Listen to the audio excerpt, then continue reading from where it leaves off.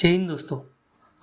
अल जजीरा में ये आर्टिकल आया था, Iran war live, US negotiator arrive in Pakistan for cease fire talks.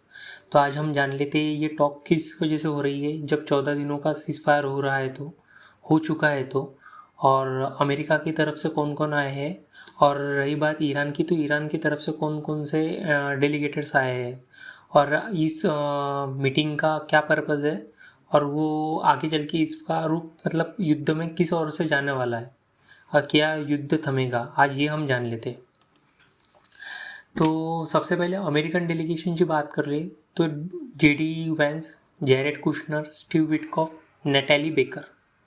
JD Vance जो है अमेरिका के उपराष्ट्रपति, आप सभी लोगों को पता है, और ये 15 साल बाद किसी अमेरिकी उपराष्ट्रपति की पाकिस्तान की पहली यात्रा है।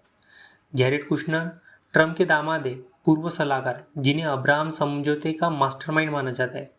स्टीव विटकॉफ ट्रम्प के विशेष दूत, जो पहले भी ओमान और जिनेवा में गुप्त बातचीत कर चुके हैं।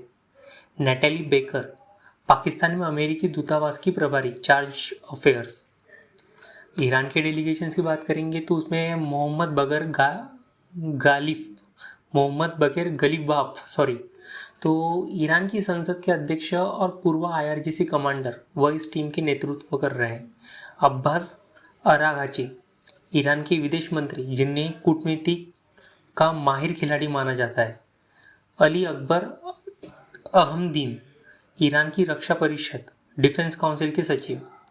और अब्दुल्ला नासिर हेमती ईरान के सेंट्रल बैंक के प्रमुख। यह दर्शाता है कि ईरान के लिए फ्रोजन एसेट की वापसी कितनी ज़रूरी है।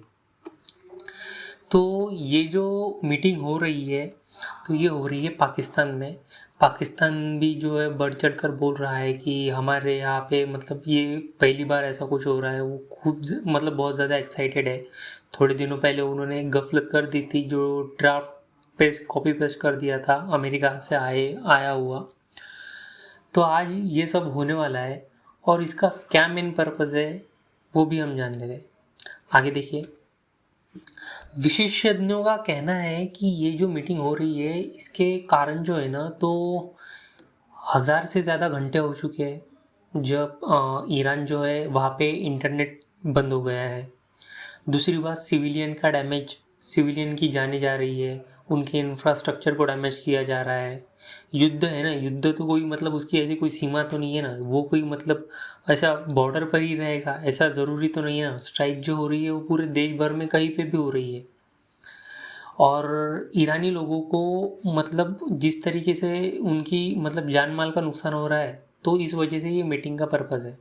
पर दूसरी बात हमें ये भी समझनी चाहिए कि ईरान ने जिस तरीके से ये वॉर को रिटेलिएट किया है, जिस तरीके से अमेरिका को पीछे ढकेला है, इसराइल को पीछे ढकेला है, नुकसान सिर्फ ईरान का ही नहीं हुआ है, नुकसान अमेरिका का भी हो रहा है। नुकसान अमेरिका का इकोनॉमिक लॉस हो रहा है, इकोनॉमी में पैसा बहुत ज़्यादा लग रहा है। उनके खुद के देश में ट्रम्प के खिलाफ जो प्रदर्शन हो रहे हैं वो भी उनको फेस करने पड़ रहे हैं। और इसराइल का तो इंफ्रास्ट्रक्चर भी इन्वॉल्व है उसमें। इसराइल में भी बहुत से लोग अभी सड़क पर आ गए हैं कि बहुत हो गया युद्ध। वो भी मतलब इस बात से परेशान हो गए कि बहुत दिनों से यही बातें चालू है। इसराइल भी कम से कम नहीं 4 सालों से, 7 अक्टूबर से वो जब वहाँ पे उनके साथ जो हादसा हुआ था तो तब से युद्ध ये चालू है। तो ऐसा ये इन विशेषज्ञों का कहना है। पर मेरा कहना है कि अमेरिका जो है, अमेरिका ने पाकिस्तान के ऊपर दबाव बनाया है। अमेरिका ने दबाव, यानी वो तो एक तरीके से अमेरिका का गुलामी है।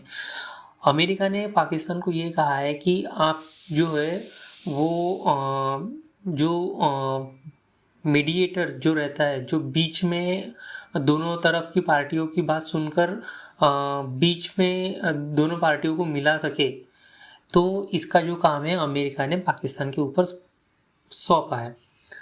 थोड़े दिनों पहले अगर याद होगा तो ये भी ईरान ने कहा था कि हमें पाकिस्तान के ऊपर भरोसा नहीं है। पर क्या है ना कि अभी बात ऐसी है कि अभी युद्ध चालू है इसलिए नहीं, इससे पहले भी अमेरिका के साथ ईरान डायरेक्टली बात नहीं करता था, वो पाकिस्तान के थ्रू ही बात करता था। जो मैंने लास्ट वीडियो में जो 10 पॉइंट्स कवर किए हैं कि ईरान की क्या डिमांड है और वो सीज़ फायर तब मानेगा जब उसकी ये 10 डिमांड पूरी होगी और उसमें से कौन सी हो सकती है और कौन सी नहीं, ये मैंने उसमें कवर कर दिया था।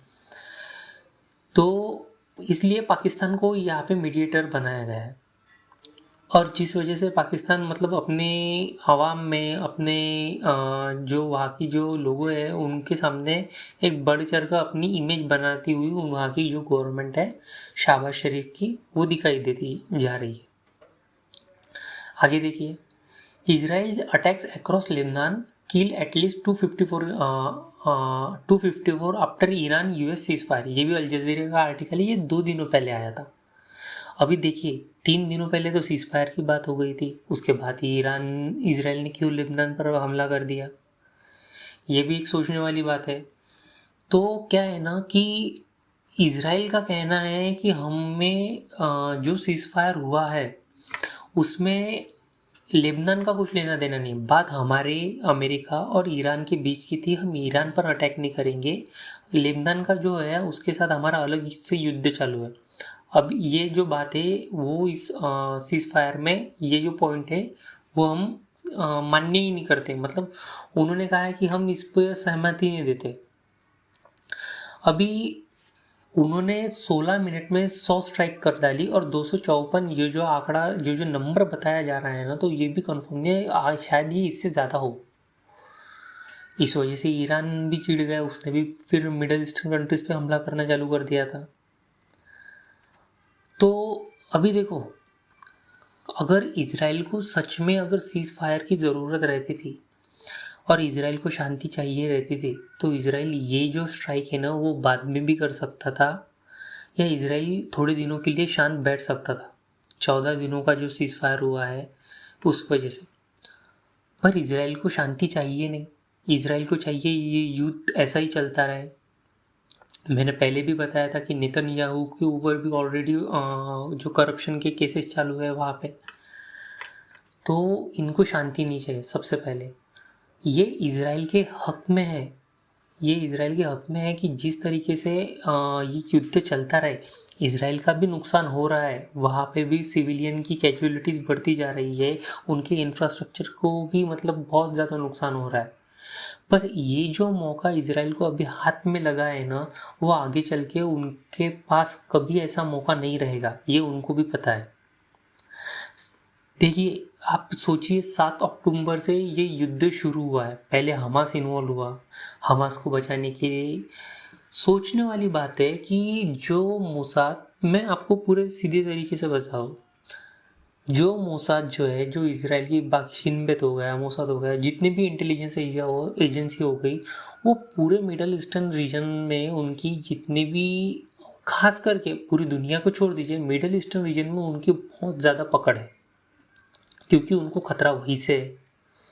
वहाँ पे उनके एजेंट्स उन्होंने डिप्लॉय करके रखे हैं, उनको हर चीज़ की नॉलेज रहती है, हर चीज़ हर बात की नॉलेज रहती है। ईरान ने कई बार कहा है कि उनके जितने भी क्या कहते हैं, जितने भी मिनिस्ट्रीज़ है, जितने भी मिलिट्री के ऑफिसर्स हैं, बहुत सारे लोग जो है ना वो इजराइल के पेरोल पर है या इजराइल की जासूस है। ये ईरान ने कई बार कहा है। इजराइल हमास को फंड करता था ईरान। अभी मुझे एक बात बताइए कि जब 7 अक्टूबर का इतना बड़ा हादसा हो चुका है, वो 100-200 लोगों को उठा के वहाँ से ले गए हैं, औरतों को वहाँ पे नंगा करके घुमाया गया है, उनके साथ रेप हुआ है, बच्चों को उठाकर जला दिया है, सीधा सीधा फेंक दिया है बोन फायर में, तो ये बात इजराइल को पता नहीं थी क्या? उसको सब बातें पहले ही वो पता चलती है कि पहले ही वो किसी पर अटैक कर देता है, पहले ही वो बोल देता है कि आप हमने इसलिए अटैक किया है, हमने यहाँ पे इसलिए स्ट्राइक किया है कि हमें यहाँ से अटैक था, ये अटैक करने वाले थे, इजराइल को, लोगों को इस चीज़ से खतरा थे। पर इतना बड़ा अटैक होने के बाद इजराइल की हिस्ट्री में यह सबसे बड़ा अटैक माना जाएगा 7 अक्टूबर वाला। फिर भी इजराइल ने उस वक़्त जो है ना क्या कहते हैं, वो उन्होंने कहा ये हमारा इंटेलिजेंस फेल्यूर है। धीरे धीरे करके उन्होंने गाज़ा को इन्वेट किया, हमास को निपटा दिया, लेबनान में हुतीस को कर दिया, धीरे धीरे करके उन्होंने सारा मतलब जितने भी प्रॉक्सीज ईरान बना रहा था उनकी कमर तोड़ना चालू कर दिया। हमास और हिजबुल्ला जो है वो ईरान के सबसे ऊपर के मतलब टॉप के प्रॉक्सीज थे। वो धीरे धीरे यमन में भी उतरेगा आगे चल के, जो हूतीज वहाँ पे रहते हैं ना उनको भी निपटा डालेगा। इजराइल को पता था कि ये जो अभी बात हो गई है आगे चल के कहीं कभी भी नहीं होगी, और इसराइल इस बात के लिए मतलब आज से 3-4 साल पहले ही तैयार था। ऐसा नहीं, उसका कैलकुलेशन पक्का था कि ऐसा नहीं कि ये हो गया यहाँ पे ख़त्म कर देना, नहीं। उन्होंने आगे की सोच में के रखी थी कि इसके बाद हमें क्या करना है, गाज़ा को मिटाने के बाद हमें क्या करना है, और ये पूरी प्लानिंग के तहत हो रहा है। अभी बात करते हैं सीज फायर नहीं होने की और इसराइल के अटैक करने की। तो इसराइल ने इस पर अटैक इसलिए किया कि कई लोगों का कहना है कि जब युद्ध में ईरान, अमेरिका और इसराइल है तो नेतन्याहू को इसमें क्यों शामिल नहीं किया गया इसराइल सीज फायर में अगर नेतन्याहू को शामिल कर भी देते और नहीं भी किया, ये तो एक रीज़न हो गया कि वो बता रहे हैं। पर अगर देखो, उनको सीज फायर चाहिए नहीं, वो अमेरिका के ऊपर भरोसा करते हैं। वो सीज फायर अमेरिका ने मान लिया तो वो मानेंगे, ऐसी ज़रूरी बात नहीं है। युद्ध रियल में इसराइल और ईरान के बीच चालू है, अमेरिका फालतू में फंस गया इसराइल के कहने पर। इसराइल ने जो बात कही है ना, तो इसराइल जो उन्होंने 10 पॉइंट्स ईरान ने दिए हैं, इसराइल, मैंने पहले भी कहा था कि न्यूक्लियर एनरिचमेंट को अमेरिका ने हाँ कह भी दिया तो इसराइल नहीं मानेगा। इसराइल नहीं चाहेगा कि उसके यहाँ पे कोई भी मिडिल ईस्टर्न कंट्रीज जो भी उसके पड़ोस में है, उस रीजन में किसी के पास भी न्यूक्लियर बम नहीं होना चाहिए, वो न्यूक्लियर कैपेबल देश नहीं होना चाहिए। वो अपने अस्तित्व को खतरा मानता है इन सब चीज़ों से। इसलिए ये सीज फायर बिगड़ जाए, युद्ध ऐसा ही चलता रहे, इस वजह से जो है ना इसराइल जो है वो लेबनान के ऊपर अटैक कर रहा है और कह रहा है हमने हिजबुल्ला पर अटैक किया है। वो जो प्रॉक्सिस है वहाँ पे हम हिजबुल्ला को ख़त्म करने के लिए कोशिश कर रहे हैं। तो देखो यार, आगे बढ़ते हैं। पहले ये देख लीजिए, ये अभी 15 घंटे पहले ये आर्टिकल आया था, 15-16 घंटे पहले। At least 14 killed in Israel air strike across southern Lebanon. ये ब्लैक वेडनेसडे अलग बात हो गई, ये अलग बात हो गई। यहाँ पे हमला करके 14 लोगों को मार दिया गया है, ठीक है। मुझे एक बात बताइए, वो यहाँ पे हमला कर रहे हैं, वो सीधे सीधे एयर स्ट्राइक कर रहे हैं, वो कह रहे हैं कि हम हिजबुल्ला के लोगों के ऊपर स्ट्राइक कर रहे हैं। तो हिजबुल्ला को अपने बंकर बनाना, अपने वेपन्स के लिए गोडाउन जो रखते हैं, वो क्या ज़रूरी है कि सिविलियन एरियाज़ में ही रखे?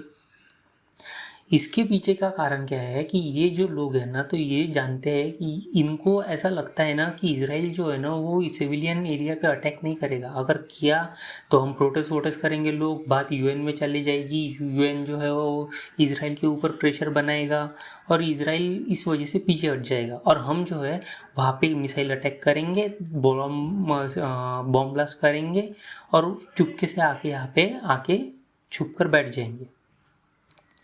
अभी ये लोग अगर सिविलियंस एरिया में ये सब चीज़ें नहीं करते तो वहाँ पे सिविलियन मारे जाते क्या? अगर आपको किसी चीज़ में लड़ना है, आपको किसी देश के साथ लड़ना है ना, तो एक्चुअल में सीधे सीधे तरीके से लड़िए। कोई नहीं चाहता कि मतलब आप जो कर रहे हो ना, ये इसको मतलब बहादुरी नहीं कह सकते। आपके वजह से जो बेगुनाह लोग हैं ना वो मारे जा रहे हैं। यही अगर हिजबुल्ला को, अगर लेबनान में कोई क्या कहते हैं उसको, लेबनान में अगर कोई हिजबुल्ला के खिलाफ कुछ बोल दे या कुछ भी अगर बात कह देना, तो यही हिजबुल्ला जो है वो उसको मार देंगी। और जब वो ऐसी कोई स्ट्राइक होती है तो यही लोग जो है, यही आतंकवादी इन सिविलियंस का फ़ायदा उठाते हैं। तो इस तरीके से बहुत ज़्यादा मतलब और इसराइल का क्या है ना, इसराइल को यूएन का कोई प्रेशर का डर नहीं है। भारत को हो सकता है, रशिया पर सैंक्शंस लग सकते हैं, चाइना पर सैंक्शंस लग सकते हैं, पर इज़राइल के ऊपर उनको कोई नहीं, क्योंकि इज़राइल के साथ अमेरिका खड़ा है और उनको पता है कि पूरी दुनिया में जो भी कुछ चल रहा है ना, तो उनके जो भी कुछ हो रहा है ना, तो वो सब कुछ कंट्रोल कर सकते हैं, क्योंकि टॉप पोस्ट पर जो है ना वो ज्यूज ही, जो ज्यूज यहूदी लोग हैं ना वही है। तो वो इस प्रेशर को कुछ भी नहीं समझते, उनको पता है कुछ भी नहीं हो सकता हमारा, इसलिए वो सीधे सीधे स्ट्राइक करते हैं और जो सिविलियंस है वो इसी तरह मारे जाते हैं। तो इसमें गलती जो है ना वो 100% ये जो प्रॉक्सी वॉर बनाते हैं ना इनकी है, जो सिविलियंस को यूज़ करते हैं। आगे देखिए, मैं ये मिडल ईस्टर्न रीजन का मैप है, मैं पहले से शुरुआत से बोल रहा हूँ, शुरुआत से मैं बता रहा हूँ कि ये जो युद्ध हो रहा है ना, ये युद्ध इसलिए हो रहा है कि इजराइल जो है वो खुद को एक्सपांड कर सके। इजराइल नहीं चाहता, वो वेस्ट बैंक जो है गाज़ा तो वो ले लेगा, वेस्ट बैंक भी कुछ दिनों में गायब ही हो जाएगा, वैसे भी वहाँ पे 90% जो कंट्रोल है वही उन्हीं का है। थोड़ा बहुत वो लेबनान से कुछ हिस्सा ले लेगा, थोड़ा बहुत सीरिया से लेगा, थोड़ा बहुत जॉर्डन से लेगा और थोड़ा बहुत इजिप्ट से भी ले सकता है। वो खुद को एक मजबूत देश के, और वो मजबूत तो पहले से ही है, वो खुद को एरिया के वाइज एक्सपांड करना चाहता है। ये इसका मेन रीज़न है ये युद्ध का। अमेरिका क्या कर रहा है और अमेरिका को मतलब क्या कहते हैं उसको, ये सीज़ फायर करेगा नहीं करेगा, युद्ध में शाम पीस टॉक करे होगी नहीं होगी, इससे कोई लेना देना नहीं है। ये जो युद्ध हो रहा है ना, ये एक्चुअली में जो अमेरिका में पावरफुल लोग हैं, जो यहूदी कमेटी है, वो इसराइल को सपोर्ट कर रही है और वो ये युद्ध कर रही है।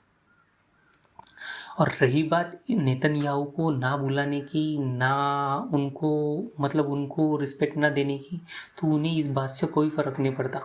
अभी देखिए, ट्रम्प के दामाद है जेरेड कुशनर, जो इस वक्त पाकिस्तान में गए हुए हैं। ये एक यहूदी है। दुनिया भर में कहीं भी कोई यहूदी पैदा होता है ना, तो उसको इजराइल की सिटीजनशिप है ना, वो अपने आप मिल जाती है। और दूसरी बात ये भी कि दुनिया में कहीं पे भी किसी भी देश में अगर यहूदी पैदा होता है ना, तो उसका जो क्या कहते हैं उसको, जो उसकी मतलब जो भावना होती है अपने देश के लिए, मतलब इसराइल के लिए समर्पित रहता है वो, ये कहना है। तो ये जैरेड कुशनर जो है वो भी यहूदी है, स्टीव विटकॉफ जो है वो भी यहूदी है।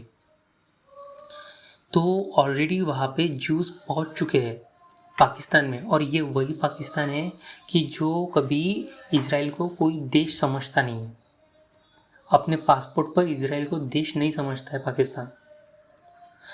तो ये जो सीज़ फायर है, ये सीज़ फायर ही इसीलिए हो रहा है कि थोड़ा बहुत इस युद्ध से इजराइल को मतलब थोड़ा बहुत मतलब क्या कहते हैं और 14 दिनों बाद स्ट्रांग हो सके, और इसको और मतलब ईरान को और ताकत से हिट कर सके। और रही बात ईरान की, तो ईरान भी यही करेगा। 14 दिनों में ईरान को चाइना जो है अपने जो मिसाइल्स वगैरह जो है वो सपोर्ट कर भेज देगा, और ईरान भी यही 14 दिनों में यही स्ट्रेटेजी बनाएगा कि 14 दिनों बाद अगर ये युद्ध नहीं रुका तो उसके बाद ये क्या होता है। तो ये सीज़ फायर और ये इसीलिए बनाया जाता है कि जो आगे चल की रणनीति कैसे बने और एक दूसरे के ऊपर हावी कैसा हो जाए। ये कोई परमानेंट सीज़ फायर नहीं है। तो बस आज के लिए इतना ही। वीडियो पसंद आया तो like share and subscribe my channel और कमेंट करना मत भूलना। Thank you so much.